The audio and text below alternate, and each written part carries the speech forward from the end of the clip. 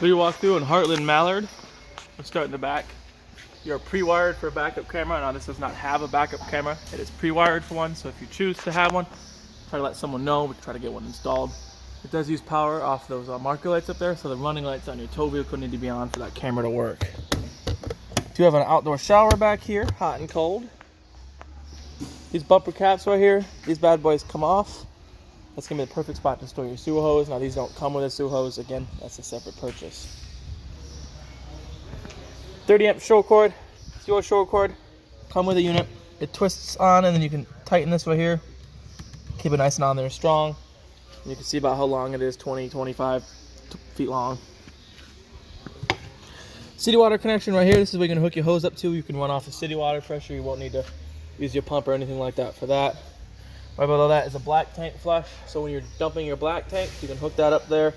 Turn your hose on. There's a little sprayer in there that'll kind of spray out the tank, flush it out, make it smell good. Then, well, not smell good, but smell better. Get the residue off the walls. Cable inlet. If you're going to something besides cable, you can hook it to there. Then you got your blacks and your grays out here. One on the left is your gray tank. One on the right is your black tank. Definitely recommend doing your gray tank first, or rather your black tank first. Dump that, let that get all the way dumped out. Then you dump your gray tank. What that'll do is use that gray water to flush out your hose, so when you pick it up to move it to put it in your bumper, it's not dripping in black tank water, so it's not as gross. All right, let's go to the other side.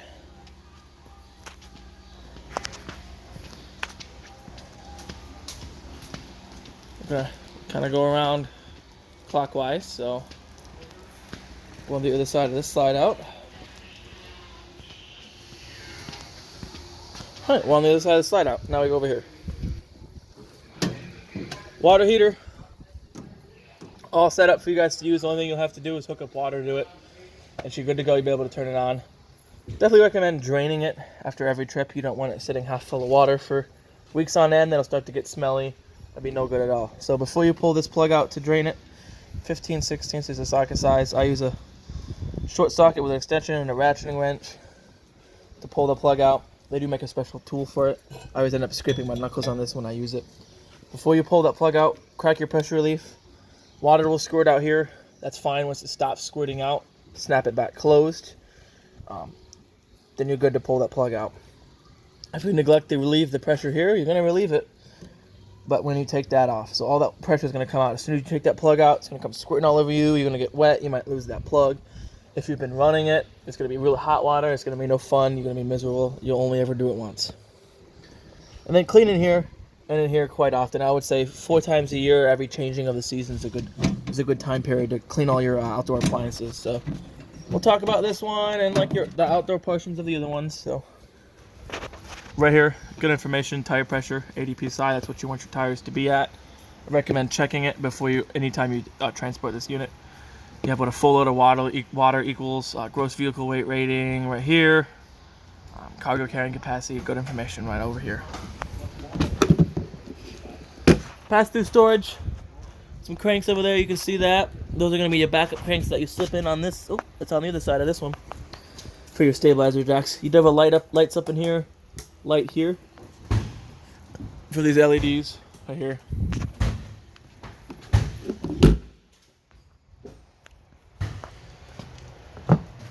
Group 24 RV marine grade battery. In the winter, I recommend taking your battery out, storing it somewhere warmer than being sat out in the cold. Basement, garage, cellar, shed, whatever you have. And if it's going to be a long time between trips, I also recommend disconnecting the negative lead off your battery.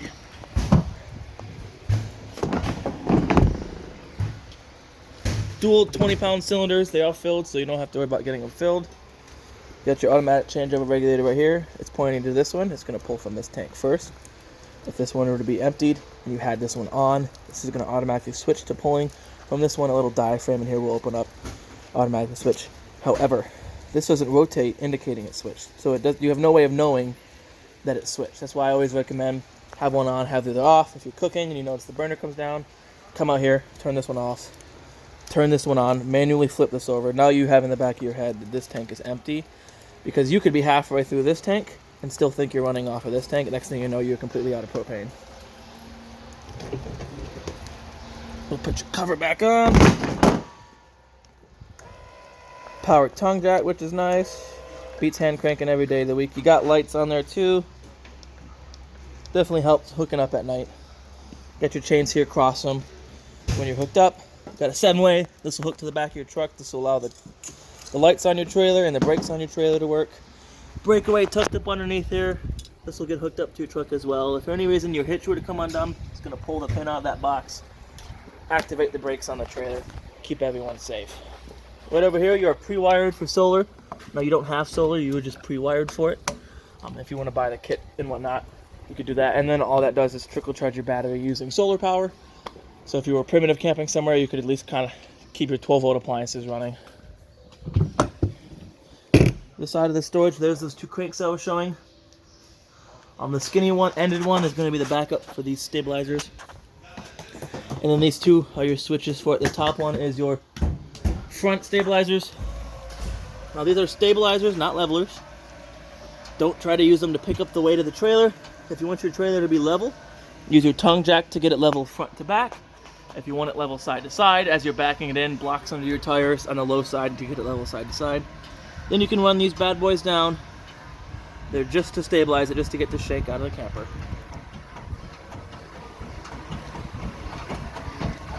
There it goes. And for the sake of time, we'll just do the front ones. Snug them down like that. That gets all of the shake out of it.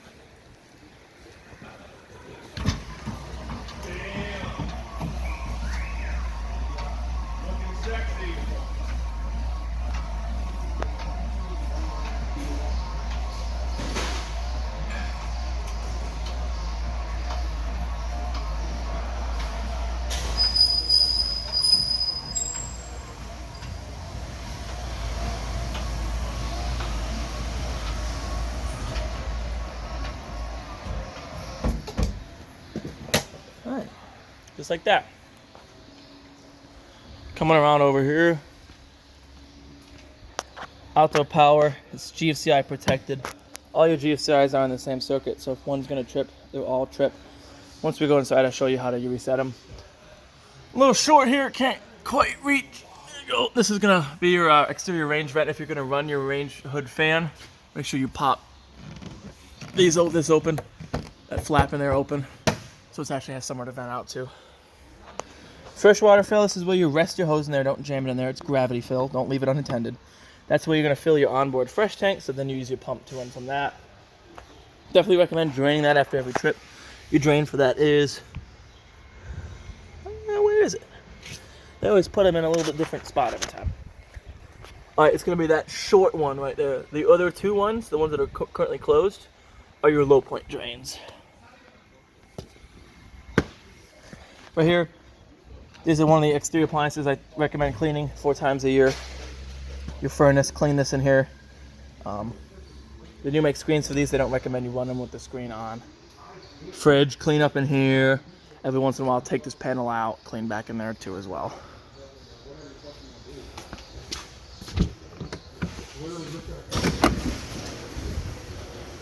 Outdoor kitchen. Got a mini fridge. It's only going to work when this trailer is plugged in, and another GFCI outlet and a cable outlet. So if you wanted to have a TV outside here, you could.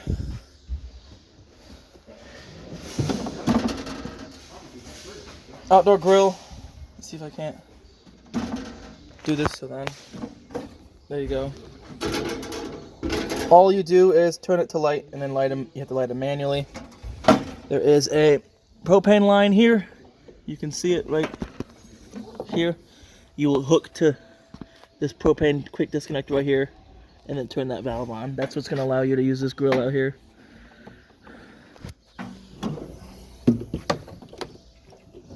There you go. Yep. And then we'll close our compartment, and then we'll head on to the inside. First thing right here, got a couple of switches. One on the left does your awning lights. The one on the right does that porch light right there. More switches here. This is your control for your awning.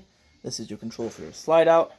Awning does not stop automatically when you open it, so you have to visually look out for that. Let's see if I can't. Yep. In the interest of saving us a little bit of time, we'll go partially. We go partially open, and I could just show you that they are adjustable. There's a nice little chart here that tells you how to adjust them. You pinch this here, you grab this and pull, and you can pitch the corner of the awning to allow rain to run off to one corner. If it does get really windy, these awnings don't roll themselves up. So if it's, you have to be the judge of when you roll your awning up during a windy day. We can usually tell if it was wind damage and customer damage if you take it in for awning repairs. Just keep that in mind. And then if you roll it in wet, as soon as you get the chance to, roll it back out, let her dry off. Bedroom, both sides of this bed have clicking lights you can turn on or off. Bug your partner by turning the light on and off all the time. Bed, storage underneath your bed. Both these doors, they lock together right here, so that's how you want it when you travel. Just push this up to unlock it.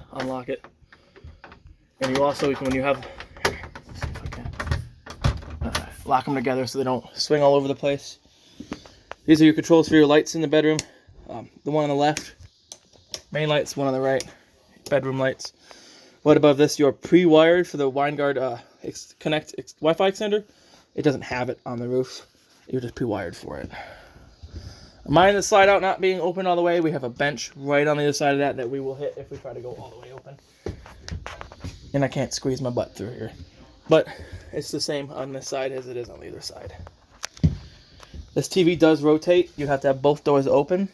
Pull out this pin. Then you'll be able to rotate this TV 180 degrees all the way around. So if you wanted to have it in the bedroom, you can do that.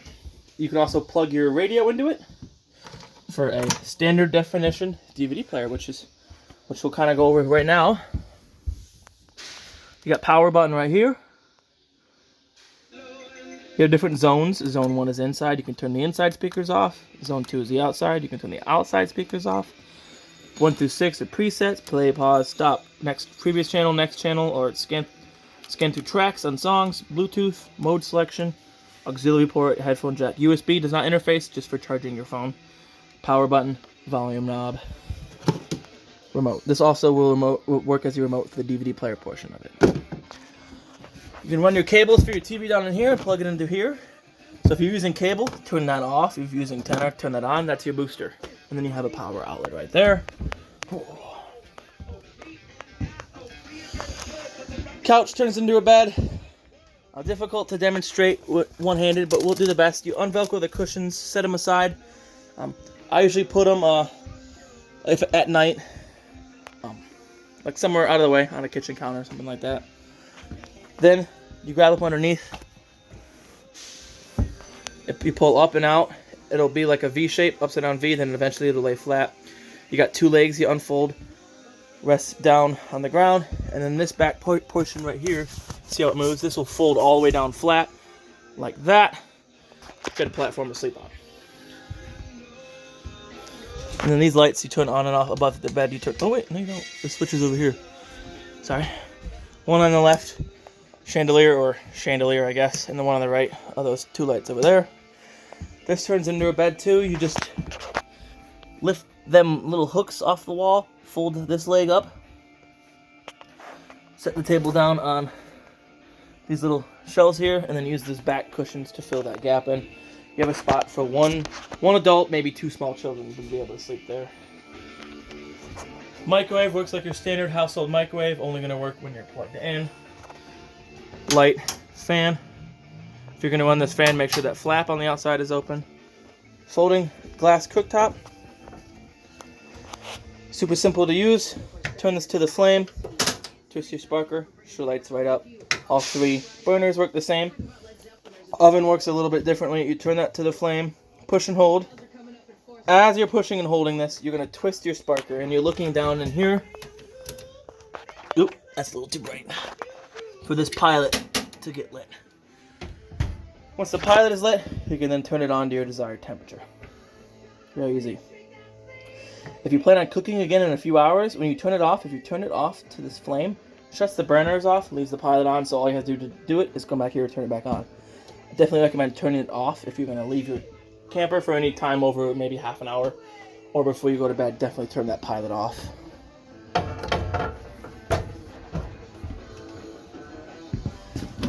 Right here, little blue book's going to have all your manuals in it. Your fridge, super simple to use.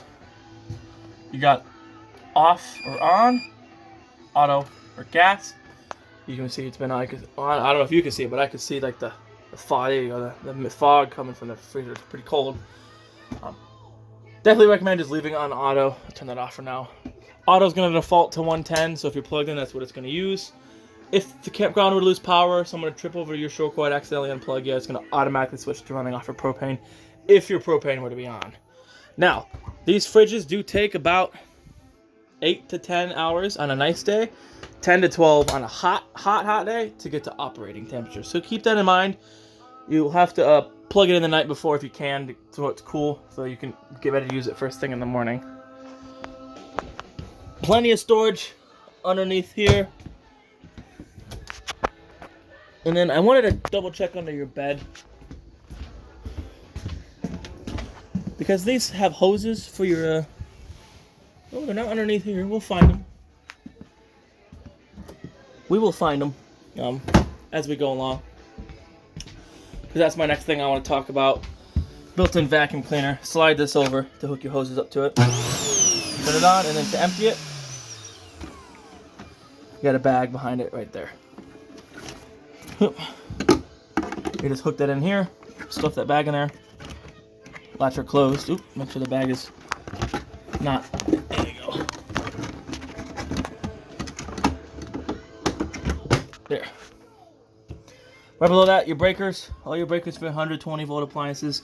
All your fuses for your 12. You have a bunch of 15s and 240s. Definitely recommend carrying some spare fuses. Right below that, propane gas detector hardwired to the 12-volt system. No batteries you have to rut changing or whatnot. Storage underneath this bed. Right here. There's the hoses for your vacuum. It'll have like a hose and like a sweeper attachment for it too as well. Thermostat. Tap it. It'll ask what mode you want. Auto, high, or low. Auto is going to allow your AC to cycle on and off at whatever temperature you have it set at too. So if you had it set to 65, once it hits 65, it'll cycle off, and then as it starts warming back up in here, it'll cycle back on to help regulate that temperature. If you had it running consistently, non-stop, eventually it'll freeze. Then you have to wait for it to thaw out before you can rerun your AC. Tap it again. AC. Tap it one more time. Furnace. Pretty simple. If you accidentally hit up and down at the same time, it switches to Celsius. Just hit up and down again to get it back to normal. Both bunks got a light up there and a light up there, so you do have light. You're not going to leave your kids in the dark. Coming in through here, light switch for in the bathroom. Here you got your monitoring panel. You can read battery. Battery's always going to read battery. It's always going to read full when you're plugged in. Fresh, black, gray. Like I said, black is toilet water, gray is pretty much everything else. Then you have your water heater on gas, water heater electric. You can run them both at the same time if you want. If you are going to run electric, make sure you do have water in your water heater, or else you're going to toast the heating element. And then water pump, if you're going to use water from your fresh tank, your water pump needs to be on, otherwise it does not. Light switch for in here. Power outlet right there, GFCI protected. This is the main one that you hit reset on, so if any of them were to trip, that's the one you're going to come and hit. That's the one you'll come and hit reset on. All right. Shower, very simple. You just turn them on the knobs and then lift this up. It's going to divert it to the shower head. It is removable. If you're going to take any sort of shower, definitely recommend running your fan with your vent lid open, because you don't want the hot moisture from a hot shower kind of stick to these walls. They are wooden walls. You want to kind of use the shower surround. You know what I mean? Just like you would at home. Run your fan when you take a shower. And then your toilet, it's very simple. As long as you're pushing this pedal down here, it's just going to keep flushing. So if you held here for 5 minutes, it's going to keep flushing for 5 minutes. Alright. One more thing. We showed you your LP detector. This right here is a carbon monoxide alarm. Uses a standard 9-volt battery, so if they start to give you those low voltage trips, throw a new 9-volt in there. This one, smoke alarm, same thing. Throw a new 9-volt in there if it starts dying. Alright, well that concludes your video walkthrough of your Heartland Mallard. I hope you guys enjoy this camper. I like the setup of this camper. I love the bunkhouses like this. I like these Mallards, so I sure hope you guys like it a lot too. I hope you found the video informative and educational, and goodbye.